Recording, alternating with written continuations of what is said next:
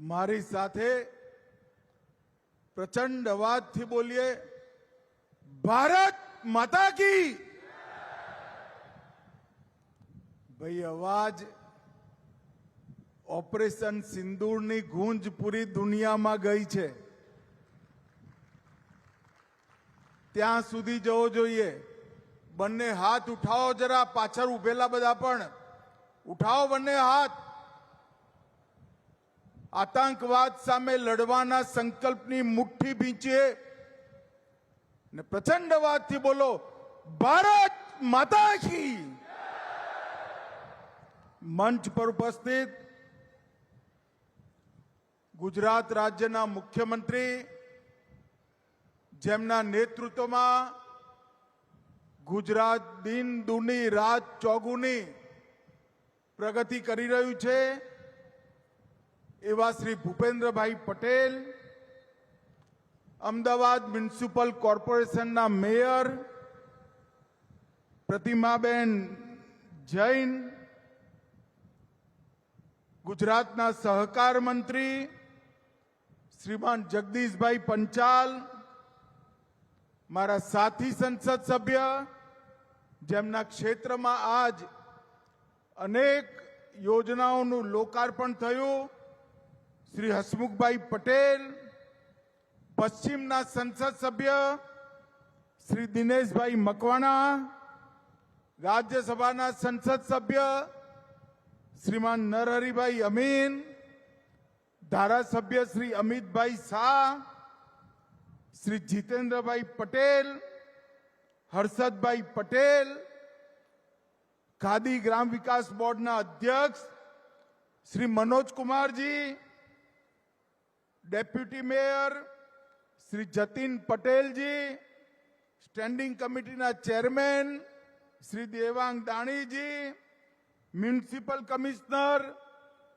અમદાવાદ શહેર ભાજપના અધ્યક્ષ હમણાં જ જેમને ભારતીય જનતા પાર્ટીએ શહેર અધ્યક્ષ તરીકે ચૂંટ્યા છે, એવા શ્રી પ્રેરકભાઈ શાહ અને અમદાવાદ શહેરના ધારાસભ્યશ્રીઓ અને આજના કાર્યક્રમમાં ઉપસ્થિત સૌ ભાઈઓ બહેનો, આપ સૌને રામ રામ, વંદે માતરમ।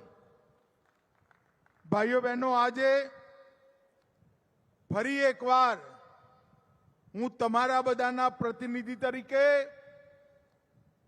ગુજરાતના મુખ્યમંત્રી શ્રી ભૂપેન્દ્રભાઈ પટેલ અને મેયર પ્રતિભાબેનનો હૃદયપૂર્વક આભાર માનવા માટે આવ્યો છું ભાઈ, કારણ કે આ મત વિસ્તારમાં અમદાવાદ પશ્ચિમમાં અને અમદાવાદ પૂર્વમાં 3 લોકસભા ક્ષેત્રમાં 1550 કરોડથી વધુ રૂપિયાનું વિકાસનું કામ આજે એક જ કાર્યક્રમમાં થવા જઈ રહ્યું છે, અને આ બધા કામોની લાંબી સૂચિ, જેમાં 31 લોકાર્પણ, 60 ખાતમુહૂર્ત અને 3 સંકુલમાં 1070 થી વધુ પરિવારોને ઘરનું ઘર આપવાનો કાર્યક્રમ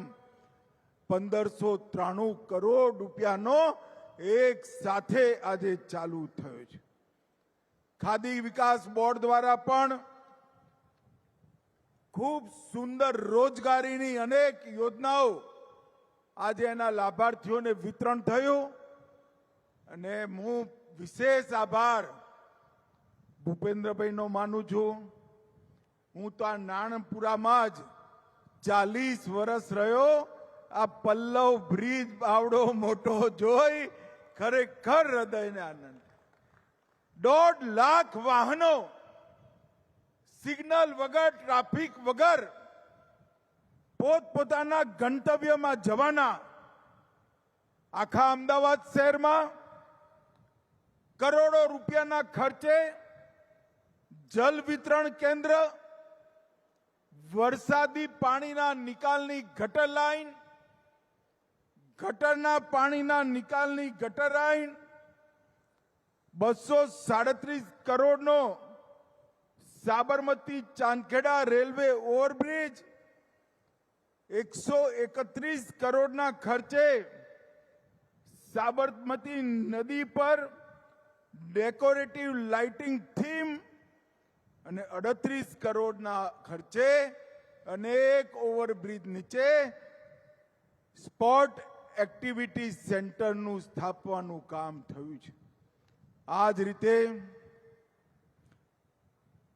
પૂર્વ અને પશ્ચિમમાં પણ 38 કરોડના પીએમ આવાસ યોજનાના નિર્માણો, 28 કરોડથી લાલગેબી નવું જલ વિતરણ સ્ટેશન, પંચવટી જંકશન પર ફ્લાયઓવર બ્રિજ, વટવામાં 44 કરોડનું જલ વિતરણ સ્ટેશન, નિકોલમાં 38 કરોડનું જલ વિતરણ સ્ટેશન અને વાસણામાં 34 કરોડનું જલ વિતરણ સ્ટેશન આપ્યું. અને મનોજભાઈ પણ આજ ઇલેક્ટ્રોનિક ચાકડા, સિલાઈ મશીન, લેધર ટૂલ કિટ, કચ્ચી ધાની તેલનું મશીન, ઓટોમેટિક અગરબત્તી બનાવવાના મશીન, લગભગ 1000થી વધુ લાભાર્થીઓને આજ રોજી રોટી આપવાનું કામ પણ ખાદી ગ્રામ ઉદ્યોગે કર્યું છે. ભાઈઓ બહેનો, હું અહીંયા આવ્યો છું ત્યારે થોડાક જ દિવસમાં વરસાદ આવશે અને આપણે સૌએ છેલ્લા 6 વર્ષથી ગ્રીન ગાંધીનગર લોકસભા મિશન હેઠળ દરેક વરસાદમાં લાખોની સંખ્યામાં વૃક્ષ વાવવાનું અભિયાન ચલાવ્યું છે. હું વિશેષ કરીને 25 વર્ષથી 15 વર્ષની આયુના બધા યુવાનોને અપીલ કરવા આવ્યો છું. આપણા વડાપ્રધાન નરેન્દ્ર મોદી સાહેબે એક પેડ માં કે નામ પોતાની માના પ્રતિ પોતાની કૃતજ્ઞતા વ્યક્ત કરવા માટે એક વૃક્ષ માના નામે વાવી એને મોટું કરવાનું કામ અમદાવાદ શહેરના દરેક જુવાનિયાએ કરવાનું છે. તમારી માતાના સ્મરણમાં વાયેલું વૃક્ષ ધરતી માતા પ્રત્યેનું ઋણ પણ ઉતારવાનું કામ કરશે. અને અહીંયા જે વડીલો બેઠા છે, સોસાયટીના ચેરમેન સેક્રેટરીઓ બેઠા છે, બધા ફ્લેટ કોલોની સોસાયટીમાં પણ કમસે કમ 15 થી 50 વૃક્ષો વાવવાનો આપણે સંકલ્પ લઈએ તો આપણા અમદાવાદનું તાપમાન કમસે કમ 3 ડિગ્રી સુધી નીચું આવી જાય. એની જવાબદારી સૌએ ભેગા થઈને લેવી જોઈએ. અમદાવાદ મ્યુનિસિપલ કોર્પોરેશને 40 લાખ વૃક્ષ વાવવાનો સંકલ્પ લીધો છે. અમદાવાદ મ્યુનિસિપલ કોર્પોરેશન મોટા મોટા વૃક્ષારોપણના કાર્યક્રમો કરે, પણ આપણે પણ નાગરિક તરીકે કમસે કમ એક નાગરિક એક વૃક્ષ રોપવાનો કાર્યક્રમ કરે તો મિત્રો આવનારા દિવસોમાં અમદાવાદની અંદર આ ગ્લોબલ વોર્મિંગની અસર અડધા કરતા ઓછી કરવામાં સફળતા મળે. હું ફરીવાર આવીશ ત્યારે કાર્યક્રમમાં પણ આવીશ. આજે મિત્રો હું અહીંયા આવ્યો છું ત્યારે પહેલગામના સૌ આતંકવાદના શિકાર બનેલા નાગરિકોને હૃદયપૂર્વક શ્રદ્ધાંજલિ આપવા માંગુ છું. અને પહેલગામ પછી આપણા નેતા અને દેશના વડાપ્રધાન નરેન્દ્રભાઈએ બિહારમાં દેશની જનતાને કહ્યું હતું કે આતંકવાદીઓના અડ્ડાઓને મિટ્ટીમાં મિલાવવાનું કામ ભારતીય સેનાઓ કરશે. અને મિત્રો થોડાક જ દિવસમાં નરેન્દ્રભાઈની દ્રઢ રાજનીતિક ઈચ્છા શક્તિ, સેનાનું પરાક્રમ આપણી ખુફિયા એજન્સીઓની સટીક જાણકારી અને સેનાની મારક ક્ષમતાએ પાકિસ્તાનના 9 સ્થાનો પર આતંકવાદીઓના અડ્ડાઓને ધ્વંસ કરી જમીન દોસ્ત કરી નાખી. પહેલા એર સ્ટ્રાઇક, પછી પહેલા સર્જિકલ સ્ટ્રાઇક, પછી એર સ્ટ્રાઇક, અને આજે આપણા દેશની મહિલાઓના માથા પરથી સિંદૂર ભૂસવાવાળા આતંકવાદીઓની સમાપ્તિનો કાર્યક્રમ એટલે ઓપરેશન સિંદૂર કરી નરેન્દ્ર મોદી સરકારે આતંકવાદીઓને મક્કમ જવાબ આપ્યો છે. ઓપરેશન સિંદૂરે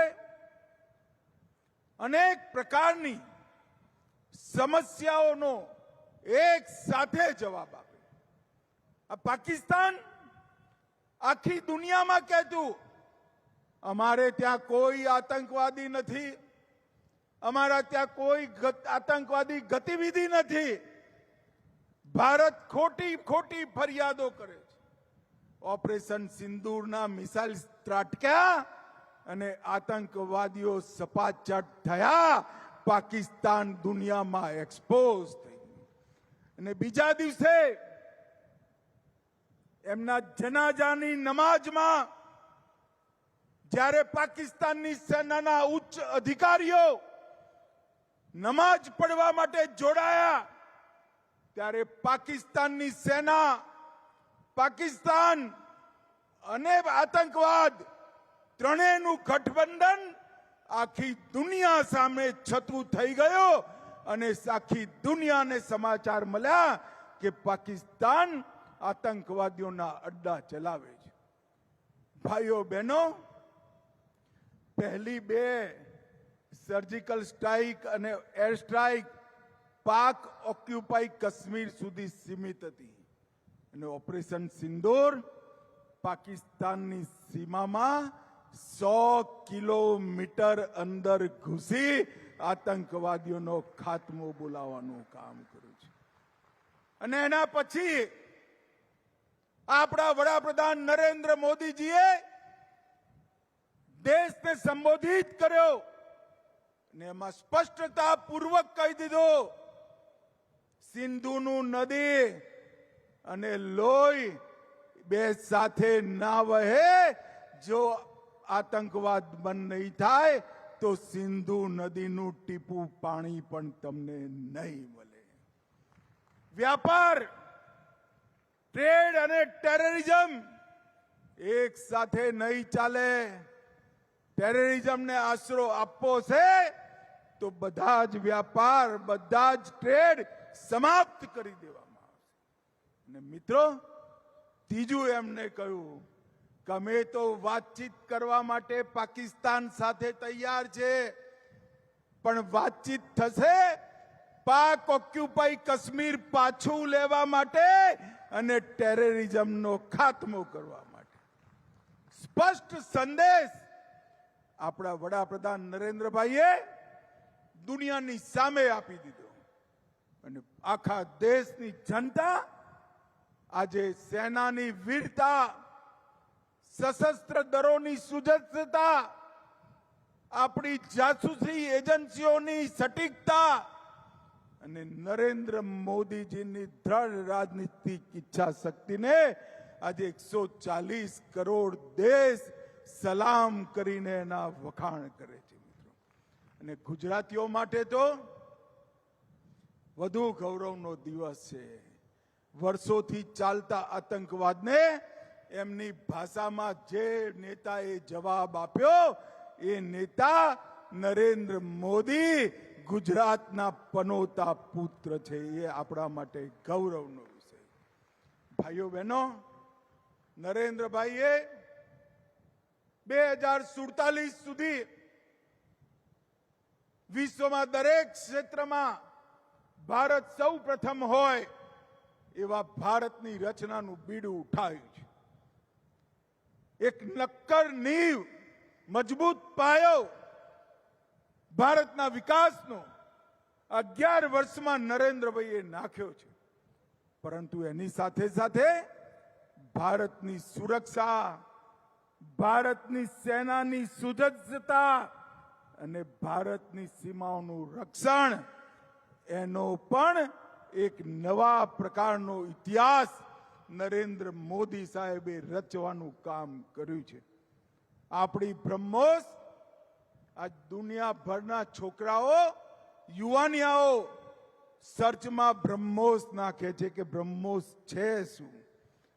પાકિસ્તાનની ચીનથી ઉધાર લીધેલી એર ડિફેન્સ સિસ્ટમ ધરીની ધરી રહી ગઈ અને પાકિસ્તાનના હવાઈ અડ્ડાઓ પર આપણી બ્રહ્મોસે જઈ એમના હવાઈ અડ્ડાઓને ધ્વસ્ત કરવાનું કામ કર્યું. અને આ દેશમાં બનેલી બ્રહ્મોસ મિસાઇલે પાકિસ્તાનને જડબા તોડ જવાબ આપ્યો છે. ભાઈઓ બહેનો, હાફિઝ સઈદ, મસૂદ અઝહર અને કેટલાય આતંકવાદીઓ જે પાકિસ્તાનના દરમાં છુપાયેલા હતા, એમના અડ્ડાઓને સમાપ્ત કરવાનું કામ ભારતના સેનાના વીર જવાનોએ કર્યું છે. અને એના માટે સમગ્ર દેશ સેનાના જવાનોની સામે નતમસ્તક છે. Sialkot, Nur Khan airbase, Sargodha airbase, Sukkur airbase, Karachi Malir cantt અને ભોલારી જેવી કેટલીય જગ્યાઓ જે એમને અભેદ મનાતી હતી, ત્યાં આપણી વાયુસેનાએ સટીક હુમલો કરી ભયંકર ક્ષતિ પહોંચાડવાનું કામ કર્યું છે. હું એટલું નિશ્ચિત રૂપે કહેવા માંગુ છું મિત્રો કે જ્યાં સુધી દેશમાં પોતાની સુરક્ષાઓને, પોતાની સીમાઓને સુરક્ષિત રાખવાનો ઇતિહાસ લખાશે, ત્યાં સુધી ઓપરેશન સિંદૂર સુવર્ણ અક્ષરથી એ ઇતિહાસમાં લખાવાનું કામ થશે. અને ભારતની માતૃશક્તિને, ભારતની માતૃશક્તિના સન્માનને આનાથી મોટું કોઈ સન્માન દેશના વડાપ્રધાન ક્યારેય ના આપી શકે. એટલા માટે હું ગાંધીનગર લોકસભા ક્ષેત્રના સૌ નાગરિકો વતીથી શ્રી નરેન્દ્ર મોદીજીને અને આપણી સેનાના વીર જવાનોને અનેક અનેક બધાઈ આપી શુભકામનાઓ આપવા માંગુ છું મિત્રો.